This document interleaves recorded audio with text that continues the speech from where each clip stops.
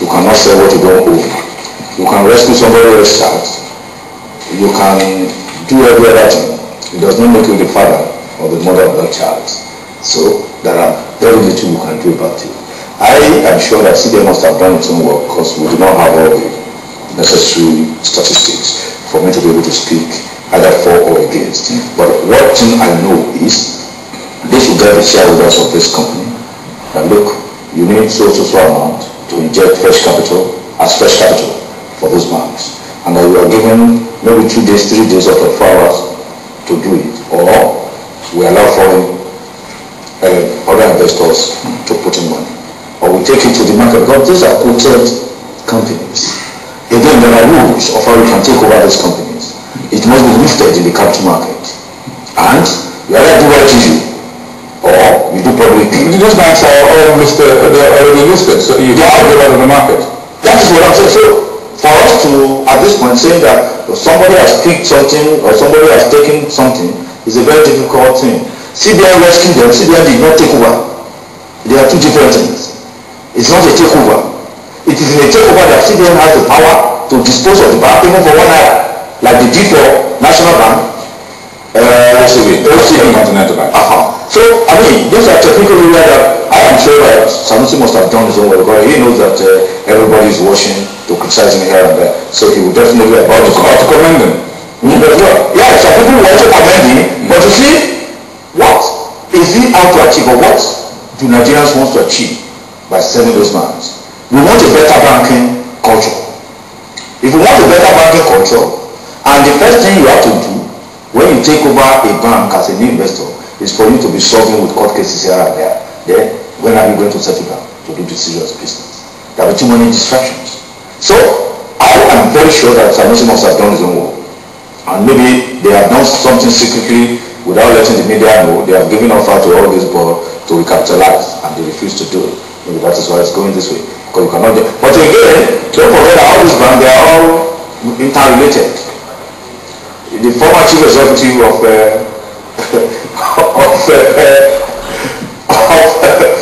Intercontinental is a former employee of FCMB. Don't forget, it could be just another recital. The Charlie Bank person has a relationship with the Access Bank Group. You understand? There are 2 other banks that are likely to buy as well. And Access also has some relationship with the Continental. Oh yeah. So all these things must be clearly looked into, and just for me the hand of Bishop during the job you have represent the family affairs. Oh yeah, it's just business as usual, and some things may not be known. But definitely there are problems with the banking system, isn't it? Oh, definitely yes. In capital, yes, there are problems, and it's not problems that can be solved overnight. CBN has done well with what they have done, even though the strategy, some of us criticize it, but at least when something was required, a decision was required to be taken, Sanusi was bold enough and courageous to take one. It does not now matter whether post-mortem analysis of this decision, we found that it was wrong. But somebody must be mad where everybody seems to be safe, because only the madman who can run an organization successfully, not a man who is, when a situation is in crisis, you don't follow the rule. So I give it to him that he was confronting the brutal fact, even though some of us criticize him. We now realize today that if he has not done what he did, perhaps we will not get what we want. And with time, we hope that he will continue to correct himself and listen to voice of reasoning like he's doing now. He's now making some adjournment, doing panel-beating to some of his decisions ever taken. And that is what we call bravery. When you are courageous enough to confront one brutal fact while you are confronting the other situations there, accepting that you are wrong and correcting it is a very glorious thing for a manager. 2 captains in a ship, it's not possible. The woman, with very due respect to her, very brilliant and intellectual, and Amazon when it comes to capital market operation. I'm talking about India, Greek or UK. She's done well to move the market forward. You understand? But at every point in time, ambition requires a tougher taste. You win, you lose, but she was not prepared to lose out. People like Dangote as well, then the chairman of council, also want to put his stamp and his authority on it. And these are factors in human existence. She might not have done anything wrong. Program or whatever we think, maybe 9 billion was missing and all the rest. NSC is broke and all the rest. All these things are factors that accountant can just go in and fish out if there is no politics in it. There can't be controversy about 9 billion being misspent. 9 billion is not 9 naira, it's not 9 kobo. If you go into the books, you can find out whether it is true or not. There's no need for controversy about it. 9 billion is a lot of money. It is a lot of money, so it is not possible for it to be covered.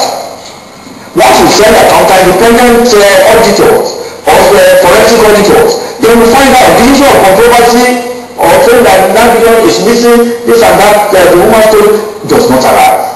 The issue is that you can go there and check. But think about Dangote. He wants to lead his own team, and the woman wants to lead his own team. You can't have two captains. This person is the chairman of council. They are your employers, whether you accept it or not. It's just like the chairman of the board for an MD to be rude to him or her.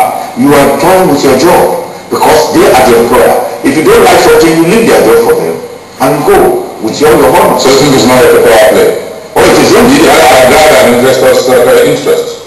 No, this power play is just supremacy battle between Dangote and this other person. And this woman was fighting too many battles from too many angles. You know, in the past, she's had the privilege and honor to control whoever is in SEC.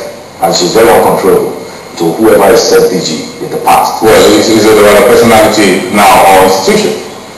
It's about personality, not institution. No, the game between SEC and the NSC over time, in the last 10 years, has always been about personality. You know, the woman has willpower, domineering power, she dominates her environment. She has done well because she has achieved so much with it as well. Because some of the people in SEC as well are just weak human beings. Until a woman came, and because of her tremendous experience in